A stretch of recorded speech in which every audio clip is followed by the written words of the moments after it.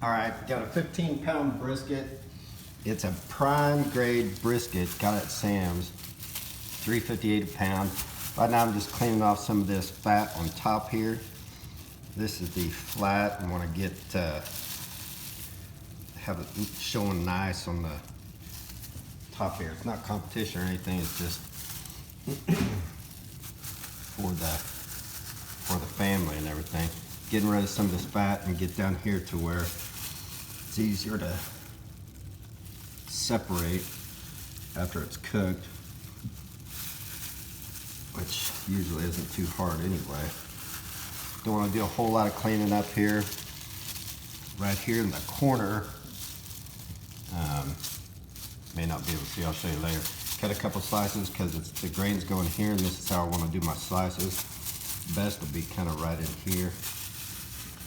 But we're just going to take some of this, just a little bit out of here. Don't really need to do a whole lot. I'll be putting it on the pit. I've got a pellet grill, smoker, whatever you would call it. I'll be running 250 hickory pellets, and I'll probably put it in aluminum foil pan and cover it with aluminum foil about 160 when it hits that plateau there. I just wanted to show you just a little bit of cleaning up. You can see right here where the point and the flat is going to be separating. This being your flat, point underneath here. What I like to do with that, then chop that up, render out a little bit more fat, add some more seasoning to it. I'll throw it back on the smoker, and really comes out good. If you want to call it burnt ends, whatever you want to call it. That's the fatty stuff. That's the fatty side. A lot of fat in there. I'm more of a flat person. But I'll clean this up, show you later. All right here you can kind of see this is the fat side, and right up here is the point, the decal. Just wanted to show you here. Here's some of the just how thick the fat is, kind of chunked down in there. You can see this edge right along here is going to be pretty thick with fat. You can see here where it's thinner. There's kind of a membrane there, but this will protect the meat.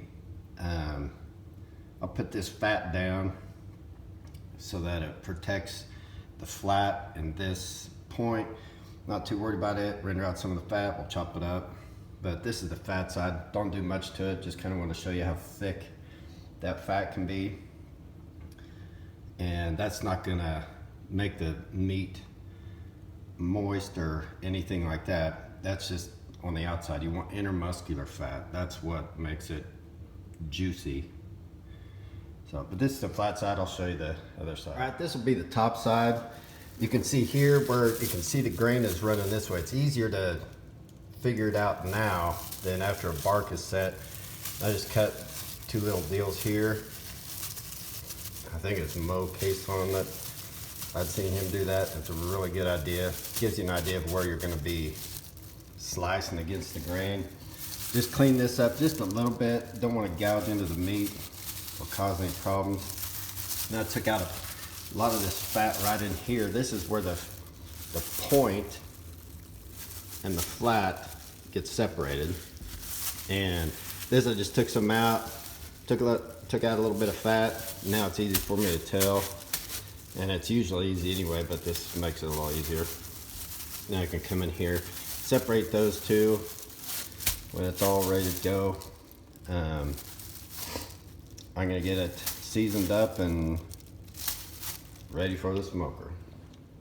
All right, here it is, all seasoned up. I don't do much. I put on the Dale steak seasoning, and just on the fat side, all I do is sprinkle some salt. On this clean side, or where I want to have a nice bark and there's no fat, I just do salt and pepper, coarse grind pepper, and then I'll do a fine grind and put that on there. Then I dusted it with some of Malcolm Reed's barbecue rub. It's the hot barbecue rub. It's more for pork, but it'll has some paprika in it and kind of gives it, it'll help with the color, I'm hoping, and I'm sure it will. But we'll get the pit ready, let this sit here probably 45 minutes or so, and then we'll put it on. All right, guys, this brisket has been on for 5 hours at 250. I got a probe in the flat and a probe in the point. We're at 154 and 160. I like the color. It looks good. 5 hours in the smoke. That's good. Yes, I'm in a shop. Guys are at lunch.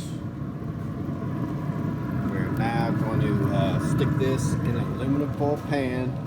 Cover it with aluminum foil without the flies. We'll be right back. All right, this is on the pan, in the pan, covered with foil. I stick a layer of foil underneath, just keep our pan clean. We're right back in there. 53, 61. Keep it at 250. All right, the brisket is done. It took 2 hours after I foiled it. I started at 7 in the morning. Noon, it's 5 hours on smoke. 2 hours wrapped in foil, and I hit 198 in my flat and over 200 in the point. Not too worried about the point. All right, here's how I test. Then I come in there and and if it goes in like butter, then yeah, it is done. Now it's time to rest it.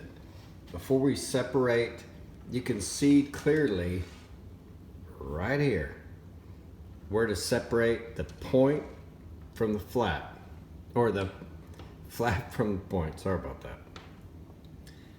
Take that, we'll let the flat set and rest even more.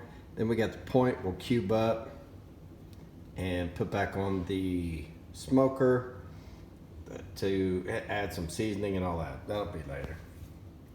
Anyway, you can see what it looks like. The bark is soft. It's not the greatest. You can still see my lines right here, how to cut it. You can still see the grain. But if you put on a lot of rub, you want to put in those marks. So right now we're going to let this rest for about an hour and a half, 2 hours or so. Okay, right here is the burnt ends. I've cubed them up pretty big, but they need more rendering, and we will be putting on some spices on them, probably a Cajun rub. I'm thinking of Slap Your Mama or Tony's, something like that. Throw that in there. Got the smoker starting at 300, and then we'll come back after that. All right, here is the finished product. This is the flat sliced. Put it back in the au jus. And quite honestly, it's good, but it will be so much better tomorrow. Most of the time, every time I've ever done it, the next day it is so much better. Just so much better. But this is it. That's that side. Now we'll come in here and you can see how thick I sliced it. Usually maybe pencil or so. If you get it too thin, then it gets, like this is too thin. Right there, yeah, that's gonna pull apart, of course. But it is moist, but brisket is, when you heat it up, it is so much better the next day.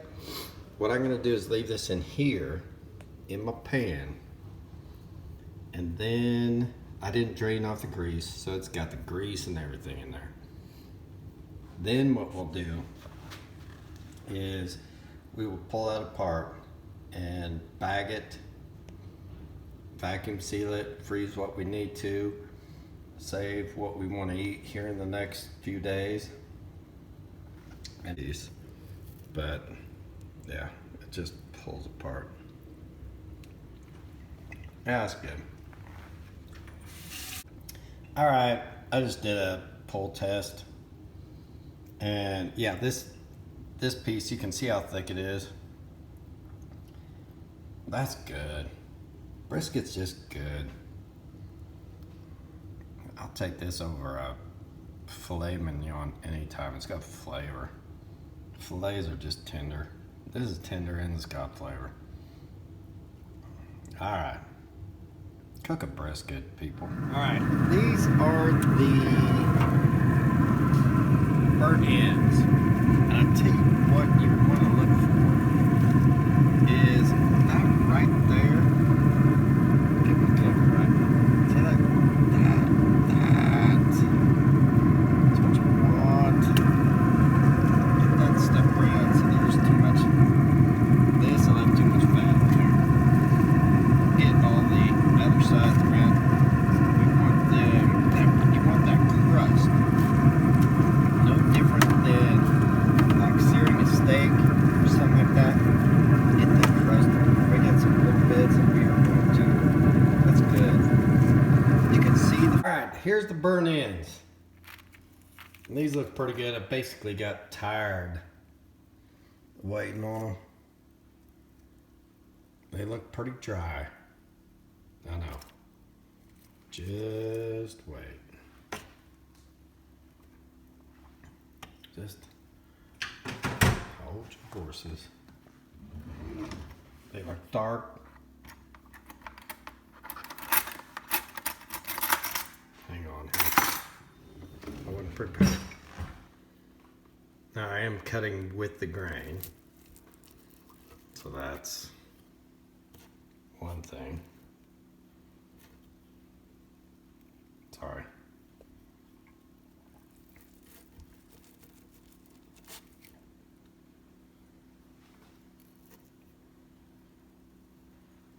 It's crispy.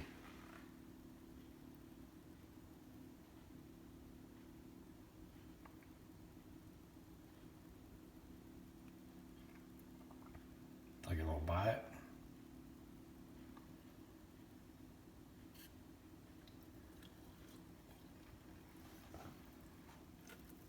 Mm-hmm.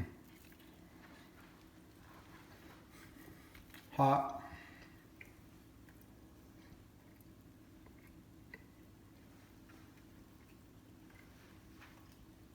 Mm-hmm. Mm-hmm.